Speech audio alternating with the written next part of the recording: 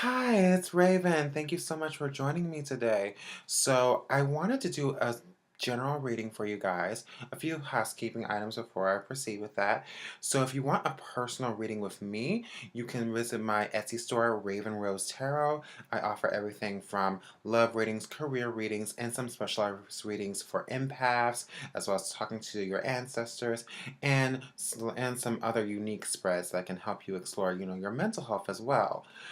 I'm also doing in-person readings at Practical Magic. So if you really want to meet with me in person and we can have a conversation, you can go visit their shop. I'll link their information in the description box below. So you'll be all situated with that. I do want to preface for general readings that they may or may not resonate because I am reading for a general audience. So the only way for you to really get what you need from me in particular is to get a personal reading, and I can tune into your energy specifically and let you know what's going on.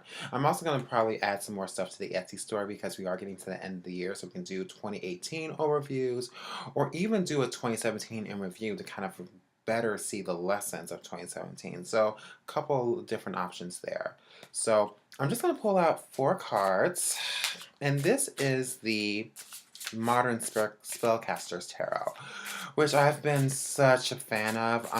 Beautiful representation, especially as a person of color, as a person who is in the LGBT community. It really does resonate with me to have a deck that's so conscious and aware of these issues.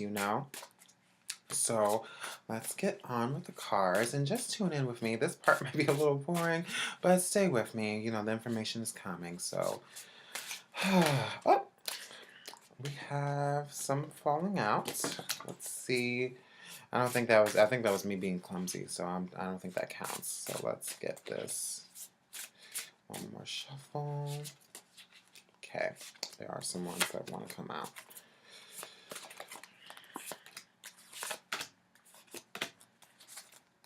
Okay, let's see.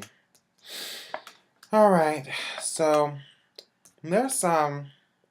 Let's just say there's some shaking. There's just some shaking and some foundations being, but then there's some necessary endings as well. First card we have, I'm going to try to put it up so you can see it, is the Ten of Swords. So the Ten of Swords energy, people usually get very afraid when they see the Ten of Swords because it really is very much akin to the Death card. This is a really, an ending. This is something that is necessary and necessary for you to grow. So if you want to kind of look at it in the beginning of the week, I kind of also want to mention that this, while it seems like a defeat, it could actually be a victory in disguise. And what I mean by that is that with that thing ending, it allows for other beginnings and other things to proceed. You cannot have, a rebirth without a death. So, and this is the exact time of year where these things are supposed to happen, especially when we're looking at Gaia's own cycle. And then we're also entering another moon cycle. So really, what I'm being guided to say with this next upcoming moon cycle is to really think about the things that you want to let go of and the things you want to manifest in place of those things that you want to let go of, and really get crystal clear on what those needs are. And also, this is also just a realization, being crystal clear on what's toxic and what's no longer serving us. The thoughts that no longer serve us, the circumstances that no longer serve us, and just giving yourself some. This card also requires self-compassion as well, so I really encourage you to really be gentle with yourself in this upcoming week. That's a big message. But also, I don't want you to wallow, more so honor your pain. And there's a difference. When you're honoring your pain, you're acknowledging it, but it's not in control of you. You have acknowledged it in such a way that you are empowering yourself. So that's really what I want to leave you with that card.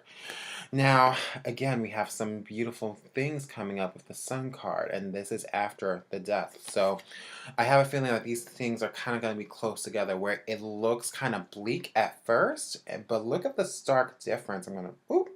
There we go. Now, so look at the difference here. So it's like we have winter on one end and summer on the other end, and it can feel like that energetically. We live in Chicago, we have that crazy weather change, but I'm feeling that beyond that, really, the things that are falling away, it's gonna help you give birth to new things. And the sun card is all about creativity. It's all about being in the light after stepping out of this place of darkness. And this is a time of rejuvenation. It could be a time of rejuvenation for you. It could also be a time to look at things in a fresh perspective now that you have a different light and point of view on everything as well. Another card that's coming in really strong is the Two of Wands. So the Two of Wands, what's interesting about this card is how the person is almost tethered. I'm going to try to show you here. Is almost tethered to these wands and tethered to certain things.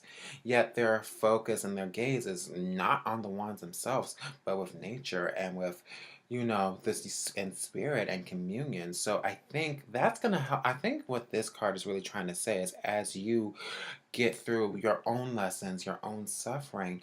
It's about communing and getting closer to spirit, getting closer to nature, even getting closer to Gaia. I know this time of year isn't necessarily a great outdoorsy kind of, because especially with the rain and everything, but there is still some lessons that we can take when we're in nature or even exposing ourselves to some nature and to some degree.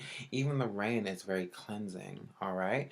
So, with this energy with the Two of Wands, I think that we need to start, at least for the general week, not focusing on those things that we can't change, but thinking about the things that we can also embrace and share into our experience. And also, I think it is kind of like that very alchemic kind of perspective of spinning straw into gold, much like the spinning wheel here, taking these circumstances and looking at them from a different point of view, or just looking to see what else is beyond, the pain, the grief, and the strife, because we can stay there all day long, you know.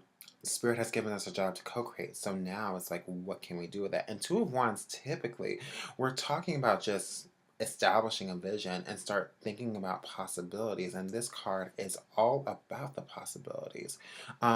Also, might be a good week for those of you who are clairaudient. You might begin to start hearing things, whether it be through music or song, that really begin to resonate with you and really kind of make sense at that point. The final card I have here is the Page of Swords. Now, the Page of Swords, in my opinion, is all about speaking that truth. But this is coming from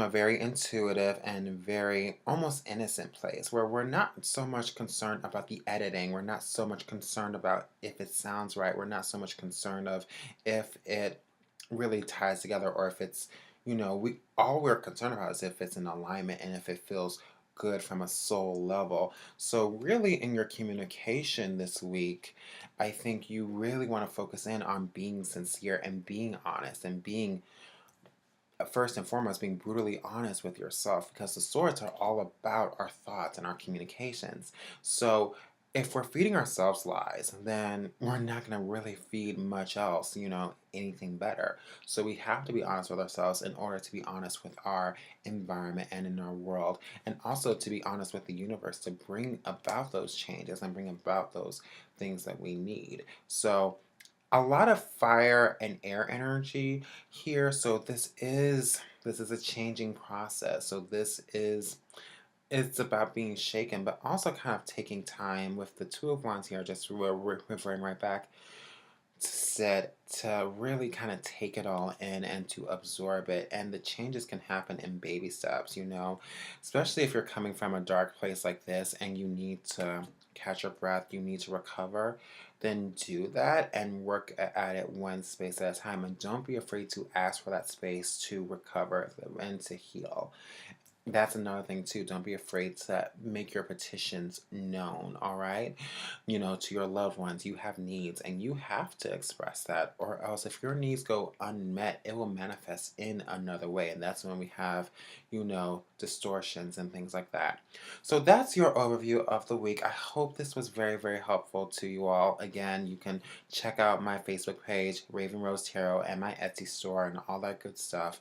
So I appreciate you just holding space for me to share my messages, and much love and blessed be.